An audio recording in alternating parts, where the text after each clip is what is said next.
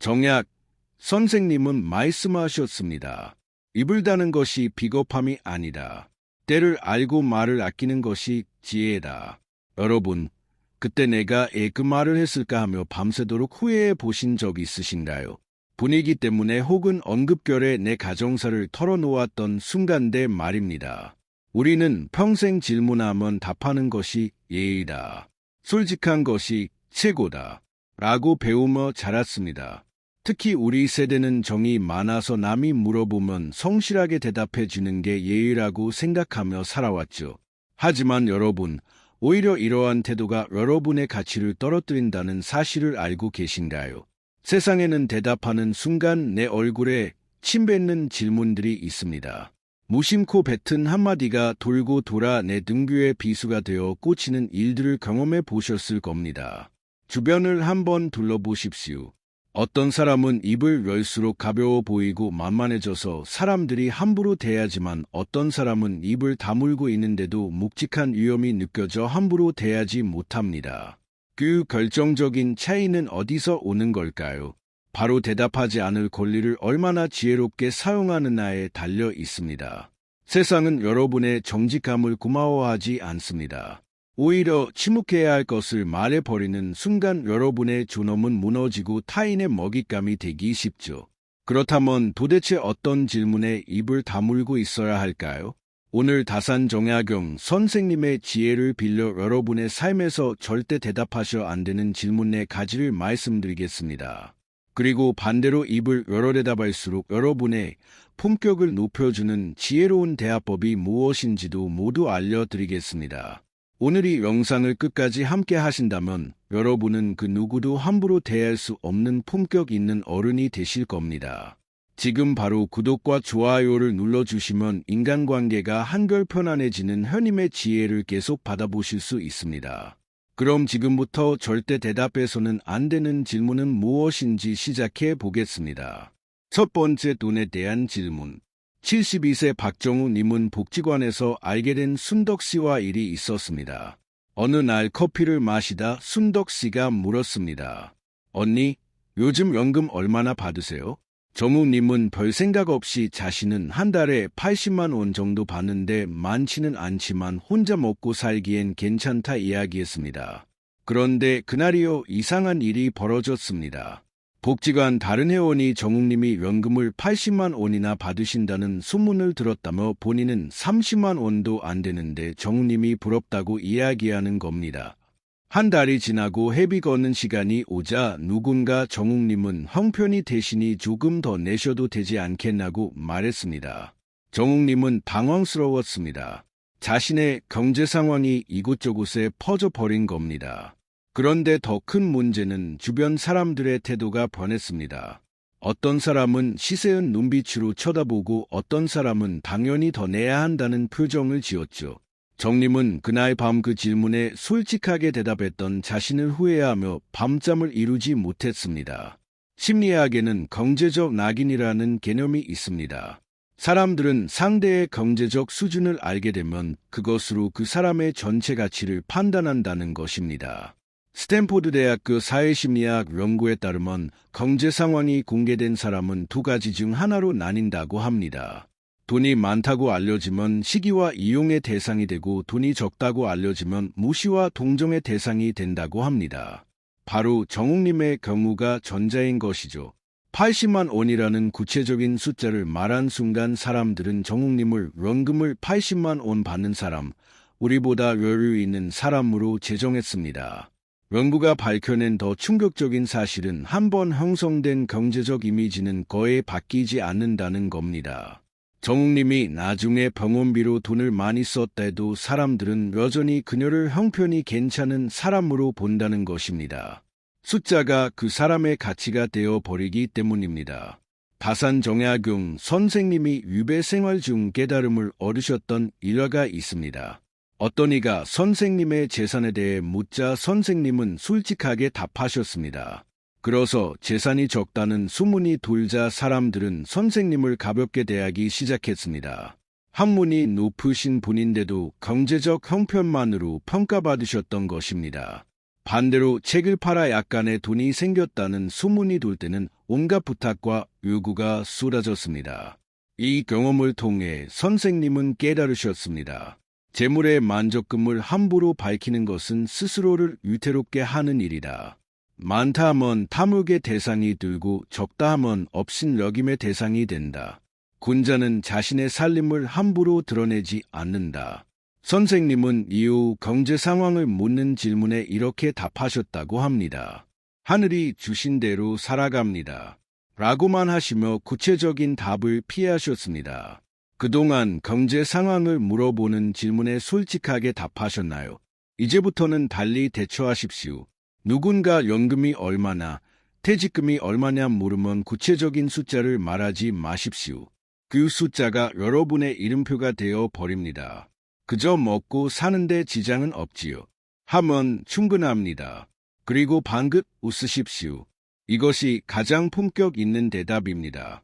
자식들이 얼마나 중요하고 물으면 다들 비슷하지 않겠어요라며 웃어 넘기십시오. 만약 상대가 그래도 대충 얼마나 되세요라고 더 캐묻더라도 뭐 먹고 사는데 지장은 없습니다. 웃으며 같은 말을 반복하십시오. 그럼에도 세상에는 선을 넘으며 타인의 경제적 형편을 집요하게 캐묻는 이들이 있습니다. 이런 이들에겐 구구절절한 설명 대신 그저 사람 좋은 미소를 지으며 침묵으로 단단한 경계선을 그으십시오. 그것이야말로 품위를 유지하며 자신을 보호하는 가장 세련된 태도입니다. 진정으로 여러분을 아끼는 사람은 상대가 곤란의 정도 깊이 파고들지 않습니다. 경제 상황은 오직 나 자신과 생계를 함께하는 배우자 그리고 흐름을 짐작해야 할 자녀 정도만 공유하면 충분합니다. 두 번째, 자식과 가정사를 묻는 질문. 우리 주변에 꼭 한 명씩 있는 만남은 피곤해지는 사람들이 있습니다. 바로 대화를 시작하면 자신 이야기로 시작해서 자신 이야기로 끝나는 분들입니다. 크게 두 가지 모습이 있습니다. 먼저는 자식 자랑을 입에 달고 사시는 분이 있습니다. 아유, 우리 큰아들이 이번에 대기업 상무 달았잖아. 봉이 얼만지 알아? 며느리가 이번에 환갑이라고 유럽 여행 보내준다는데 내가 귀찮아서 안 간다 그랬어. 근데 굳이 티켓을 끊어왔네. 아유야 귀찮아 죽겠지 뭐야. 듣는 사람의 속은 생각도 안 하고 30분째 자라갑니다. 듣는 사람 속으로 그래갔다 하며 혀를 내두르죠. 두 번째는 입만 열면 내내 하소연하는 분들입니다. 말하라. 우리 딸은 지혜미가 아픈데 전화 한 통이 없다. 키워봤자 다 소용없어. 내가 전생에 무슨 죄를 지어서 이런 자식들을 듣는지 몰라. 이런 분들은 만날 때마다 레퍼토리가 비슷합니다. 듣는 상대도 처음에는 위로해 주다가도 나중에는 저 집안은 콩가루인가 보다며 무시하게 되죠. 여러분은 이런 말을 들을 때 어떤 생각이 드셨나요? 아마 처음엔 부러운 마음도 생기고 같이 욕도 해 주었을 겁니다.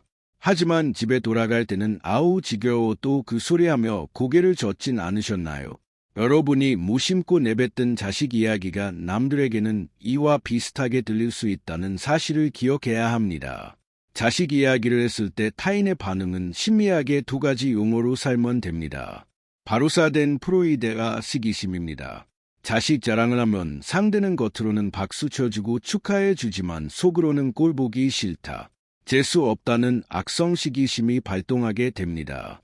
여러분의 행복이 상대방에게는 박탈감이 되기 때문입니다. 반대로 자식흉을 보면 상대방은 겉으로는 위로하지만 속으로는 내 보상 중추가 활성화됩니다. 아이고, 겉만 번지르라 하지. 저 집안 꼴 좋네. 그래도 우리 애들은 저 정도는 아니지. 라며 은밀한 기쁨 즉사된 프로이드를 느끼거나 안도감이 생겨나죠. 심지어 부모가 내뱉은 자식에 대한 불만 불평이는 발이 달려온 동네를 돌고 결국 자식의 귀까지 들어갑니다. 엄마는 애 내욱을 하고 다녀. 라며 부모 자식 관계를 파탄내는 결정적인 원인이 되기도 하죠. 타인에게 자식 이야기를 세세히 말하는 것은 정말 백해무익합니다. 다산 정약용 선생님은 유배지에서 아들에게 보낸 편지에서 가문의 기품을 지키는 법에 대해 이렇게 가르치셨습니다.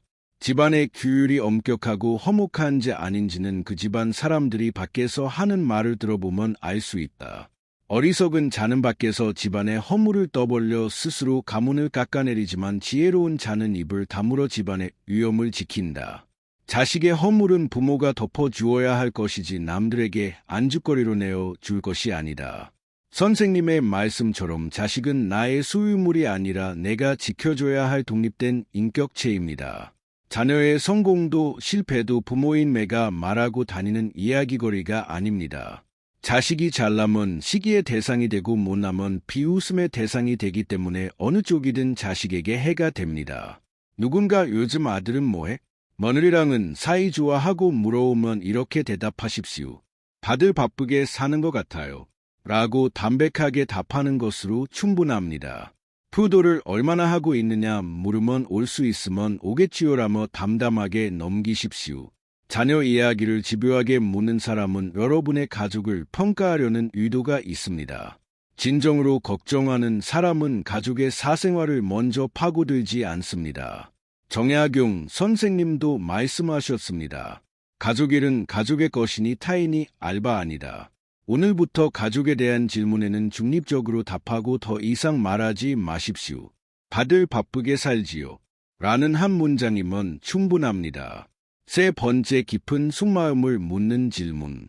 여러분, 이야기를 들으며 한번 상상해 보세요. 비가 추적추적 내리는 밤, 마음이 너무 약해진 어느 날 새벽 2시. 외로움과 우울감이 밀려와 견딜 수가 없습니다. 여러분은 가장 믿었던 친구에게 전화를 걸어옵니다. 주키야, 나 사실 사는 게 너무 허무해. 요새 우울증 약 먹고 있어. 남편도 꼴보기 싫고 자식들도 다 남고 그냥 죽고 싶은 마음뿐이야. 라며 친구에게 밑바닥의 감정까지 다 보여줬습니다. 친구는 그래 내가 다 안다 힘들었지 하며 같이 울어주며 위로해줬죠. 그런데 얼마 뒤 사소한 오해로 시작된 말다툼 때문에 그 친구와 사이가 틀어졌습니다. 그러자 어떤 일이 벌어질까요? 내가 털어놓았던 그 새벽의 비밀이 가장 날카로운 무기가 되어 돌아왔습니다. 동계방네 소문이 다 퍼졌죠. 걔 정신적으로 문제 있잖아. 우울증 때문에 약 먹는데. 그래서 사람을 이상하게 몰아가더라. 너도 조심해. 결국 내가 가장 힘들 때 위로받고 싶어 꺼냈던 진심이 나를 정신 이상한 사람으로 만들어 버렸습니다. 오히려 사회적으로 나를 매장시키는 칼날이 되어 내 심장에 꽂혀 버렸죠. 정말 상만해도 끔찍하지 않으십니까? 심리학에서는 이를 자기 노출의 럭설이라고 합니다. 적절한 자기 노출은 관계의 친밀감을 높입니다. 하지만 감당하기 힘든 깊은 속내나 치명적인 악점을 드러내는 것은 권력 불균형을 초래합니다. 진심을 아는 사람이 많아질수록 나의 약점을 준 사람도 많아지는 셈입니다. 정보를 가진 쪽이 권력을 주게 되는 거죠. 우리의 인간관계는 영원하지 않습니다. 오늘의 친구가 내일의 적이 될 수 있는 것이 냉혹한 현실입니다. 한때 감정에 취해 털어놓은 치명적인 약점은 관계가 변했을 때 나를 공격하는 가장 강력한 빌미가 됩니다. 이것은 상대를 믿지 말라는 것이 아니라 사람의 마음이 변할 수 있음을 인정하고 나를 보호하라는 뜻입니다. 다산 정혜용 선생님은 18년의 유배 생활 동안 지독한 외로움과 싸워야 했습니다. 하지만 선생님은 외롭다고 남에게 하소연하지 않았습니다. 군조는 홀로 있을 때 그 마음을 삼가고 단속한다.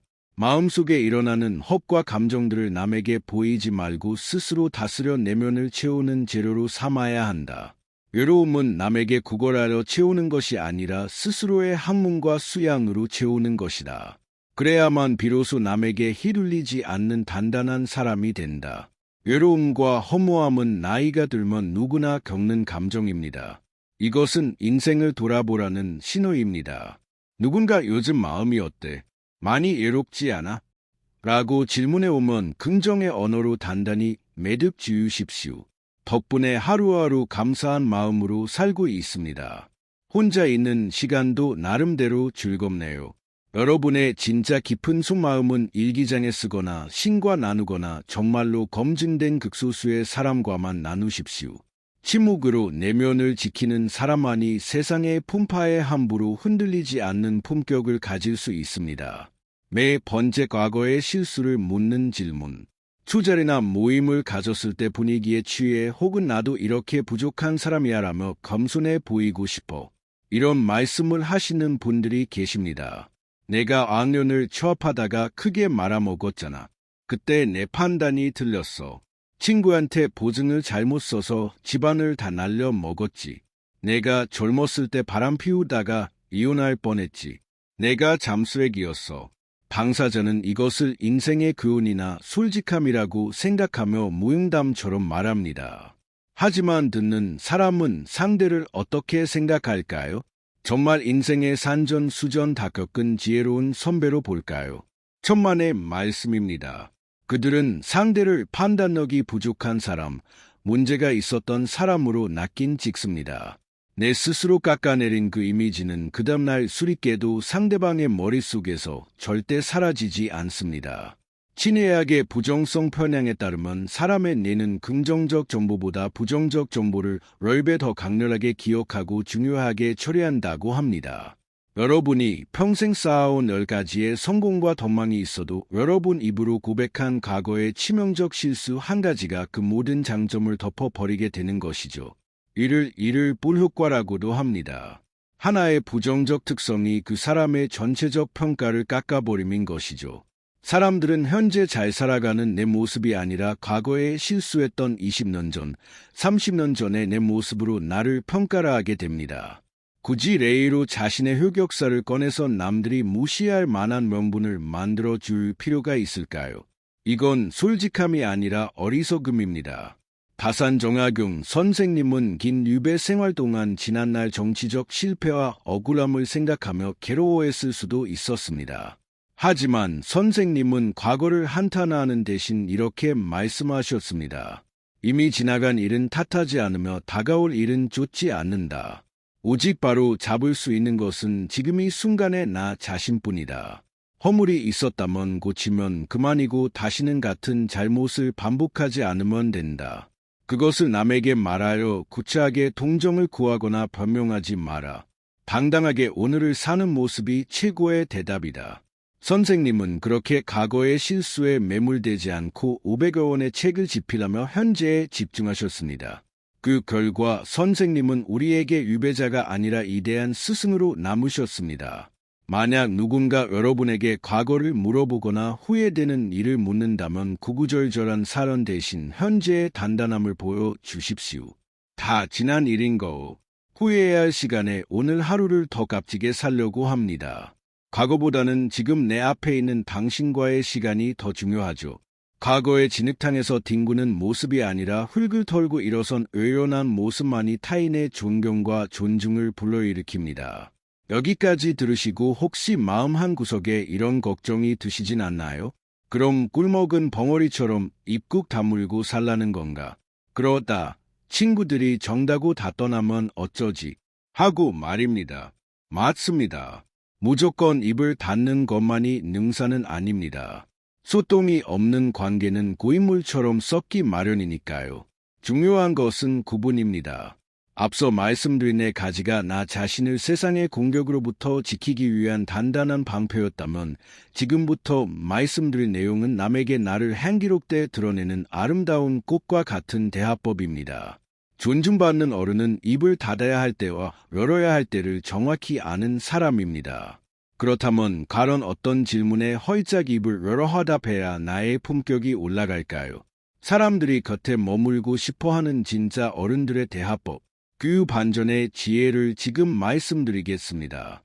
첫 번째 모임의 분위기를 확 바꾸는 김 여사님의 대화법을 한번 들어보십시오. 다 같이 친구들과 모인 자리에서 서로 며느리 흉을 보고 물가 비싸다고 불평을 쏟아내며 분위기가 칙칙해질 때쯤 누군가 김 여사님에게 물었습니다. 김 여사, 너네 며느리는 좀 어때? 요즘 다들 힘들다는데 너는 별일 없어. 보통 사람 같으면 이때다 싶어 자기 신세한탄은 시작했을 겁니다. 하지만 김 여사님은 환하게 웃으며 전혀 다른 대답을 내놓습니다. 별일이 없어. 오늘 이렇게 너희들 만나서 맛있는 밥 먹으니까 그게 제일 큰 별일이지. 미슈야, 너 오늘 스카프 색깔이 너무 곱다. 얼굴이 확 싸해. 그리고 오늘 식당 잡은 충무님 고생 많았어. 덕분에 입이 호강한다. 순간 며느리 흥으로 가득 찼던 식탁의 공기가 봄바람처럼 바뀌었습니다. 친구들은 자신의 스카프를 만지작거리며 웃고 청우는 어깨를 으쓱합니다. 김 여사님은 자신의 사생활을 하나도 노출하지 않으면서도 그 자리에 모든 사람의 호감을 사는 주인공이 되었습니다. 심리학에는 자발적 특성전이라는 아주 흥미로운 현상이 있습니다.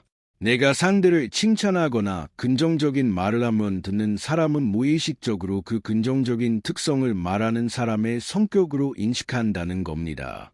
쉽게 말해 여러분이 철수는 참 성실해라고 말하면 사람들은 철수뿐만이 아니라 여러분도 성실하고 좋은 사람이라고 느끼게 되는 거죠. 반대로 여러분이 누구는 참 교활해라고 남을 깎아내리면 사람들은 무의식 중에 여러분을 교활한 사람으로 인식하게 됩니다. 나의 사생활을 감추는 대신 타인의 장점과 상황에 대한 감사함을 말하십시오. 요즘 어때? 라는 질문에는 내 이야기를 하는 대신 당신을 보니 참 반갑네요. 좋아 보이십니다라고 상대를 비춰주십시오. 이것이 나의 약점은 감추면서 품격은 높이는 최고의 대화 기술입니다. 정경용 선생님은 타인을 대하는 태도에 대해 이렇게 말씀하셨습니다. 저기 있는 사람은 외롭지 않고 반드시 따르는 이웃이 있다. 남의 단점을 말하기보다 장점을 말하고 원망을 말하기보다 은혜를 말하라. 험담은 세 사람을 죽인다. 말하는 자, 듣는 자, 그리고 험담의 대상자다. 그러나 칭찬과 감사는 세 사람을 모두 살린다. 입을 열어야 한다면 사람을 살리는 말을 하라. 선생님의 말씀처럼 존중받는 노년은 나의 자랑에서 나오는 것이 아니라 타인을 향한 따뜻한 시선에서 나옵니다. 나 어때라고 묻지 말고 너 참 좋다라고 말해 주십시오. 그 말이 돌고 돌아 여러분을 가장 빛나는 사람으로 만들어 줄 것입니다. 두 번째, 세속을 벗어난 우아한 대답. 나이가 들수록 대화의 주제에 한계가 있습니다. 돈, 건강, 자식.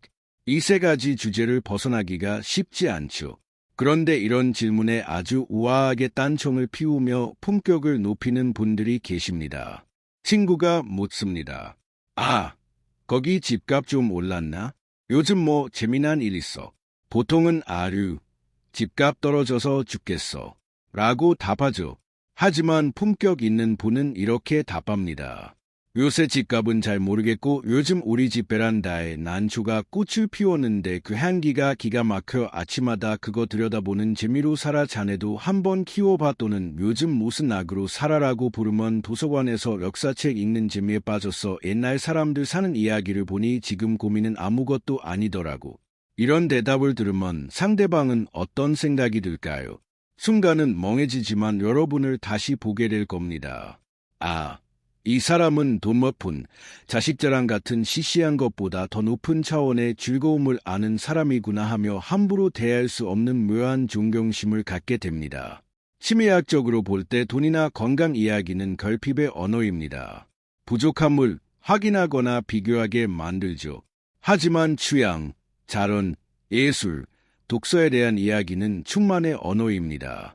자신만의 확고한 취향과 내면 세계를 가진 사람은 심리학적으로 높은 자존감과 지적 권위를 가진 것으로 비춰집니다. 원품 가방을 든 사람보다 자신만의 사색과 취향을 이야기하는 사람이 훨씬 더 여유롭고 고급스러워 보이는 이유입니다. 남들이 다 하는 뻔한 이야기에 휩쓸리지 마십시오. 여러분의 관심사를 세속적인 것에서 내면적인 것으로 돌려 대답하십시오. 그것이 여러분을 보통 사람이 아니라 지혜로운 어른으로 빛나게 만들어 줄 겁니다. 정약용 선생님께서는 척박한 유배주에서도 차를 마시고 시를 쓰고 정원을 가꾸며 스스로의 품격을 지키셨습니다. 선생님은 이렇게 말하셨습니다. 가난한 자는 재물로 즐거움을 삼으려 하니 늘 목마르고 지혜로운 자는 자령과 학문으로 즐거움을 삼으려 하니 늘 넉넉하다. 세상의 시끄러움에 부화동하지 말고 너만의 고요한 정원을 가꾸어라. 꽃 한 송이의 아름다움을 알고 차 한 잔의 깊이를 아는 것이야말로 늙어가는 자가 누릴 수 있는 최고의 후사다. 여러분 누군가 요즘 뭐해라고 묻는다면 자식 자랑이나 돈 이야기 대신 여러분이 발견한 소소한 아름다움에 대해 이야기해 주십시오. 요즘은 아침에 산책하며 듣는 새소리가 좋더라. 요새 독서를 하는데 마음을 참 차분하게 만들어줘. 이런 대답이야말로 여러분이 세상의 주인으로 살아가고 있다는 가장 확실한 증거입니다. 세속의 질문에 휘둘리지 않고 나만의 우아한 대답을 내놓는 것, 그것이 평생 존중받는 삶의 비결입니다. 세 번째, 과거가 아닌 미래와 현재의 대답. 모임에서 사람들을 지루하게 만드는 사람과 반대로 사람을 끌어당기는 사람의 차이를 알고 계신가요? 두 사람의 차이는 사용하는 말의 시제가 다르다는 겁니다. 지루한 사람은 내가 악년에는 말이야. 옛날에는 이렇지 않았는데 하며 과거의 말을 사용합니다. 반면 존경받는 사람은 미래와 현재의 말들을 사용합니다.